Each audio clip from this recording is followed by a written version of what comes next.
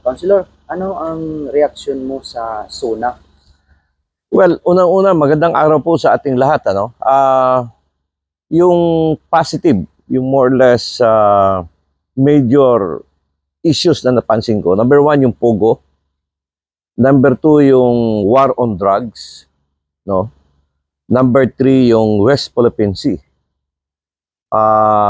Binanggit niya ito, yung Pogo, dahilan ito sa isa sa mga source ng krimen ng pangyayari dito sa ating bansa. At iba-ibang mga balita tungkol dito, nagkakaroon ng mga kidnapping, violence, at hindi din natin alam ang control, Kasi based sa information, merong legal, merong illegal operation.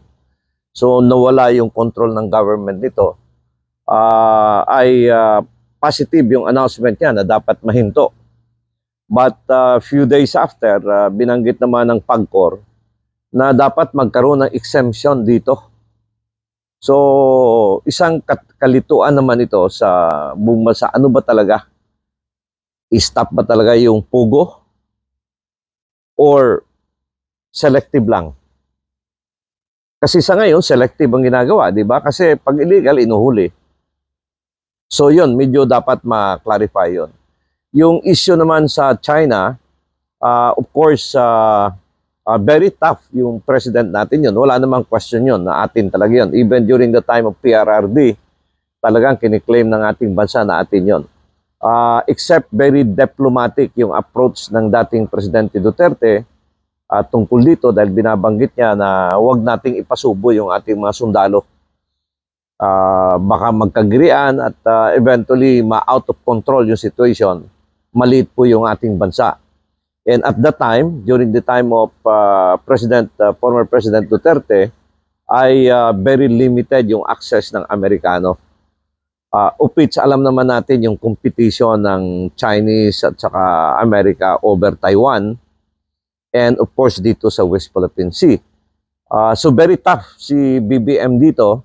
And at the same time, may nangyari nga nung nag-take over siya, nagkaroon ng counting skirmishes yung ating Coast Guard at saka yung Chinese personnel at nasugatan nga yung ating isang sundalo. So tingnan natin, wait and see, no? Maganda naman yung tough tayo doon, but we have also to face the consequences. Tingnan natin at very alarming lang na huwag tayong magamit dito. The third issue is about on war on drugs, ano?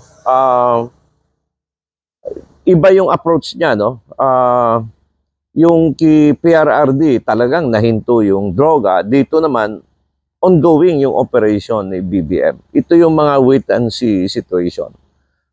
Titingnan natin the coming days kung ano talaga. Kasi parang bumabalik naman yung droga. Sa mga nakakausap natin, talagang grabe din yung kalakalan ng droga sa field, sa baba. Whereas nung panahon ni PRRD, talagang siguro at the scale of 10, umabot tayo ng 7. Kaunti na lang yung naiwan. But ngayon, parang 50-50.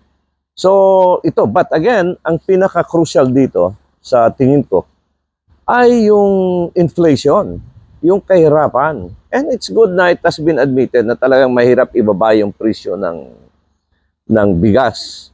And ito yung number one problem natin, yung inflation. Isang issue dyan, yung PhilHealth funds. Yung pera ng PhilHealth na contribution natin, ginamit, no? Pinabigay doon sa National Treasury.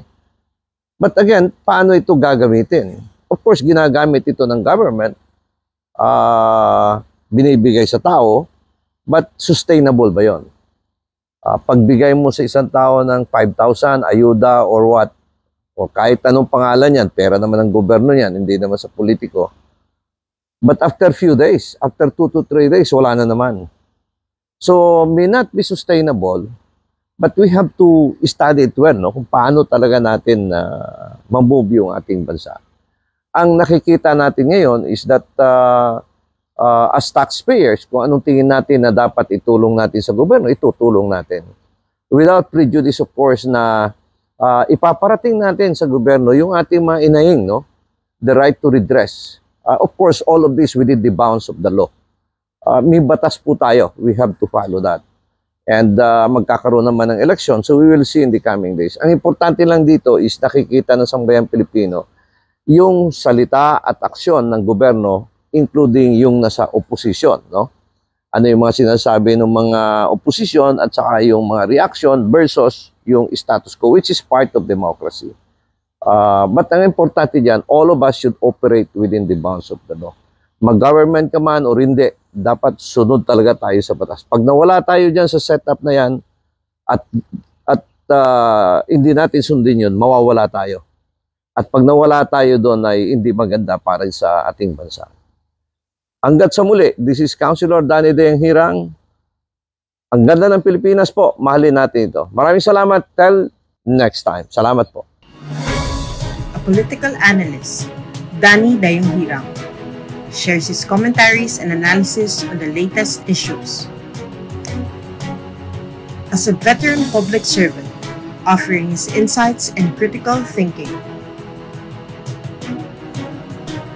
As an educator, he speaks the truth that matters. Our seasoned legislator, Danny De Hirang, is live every Monday, Wednesday, and Fridays at 6:30 to 7:30 p.m. via Facebook. Follow us on our social media platforms for more details.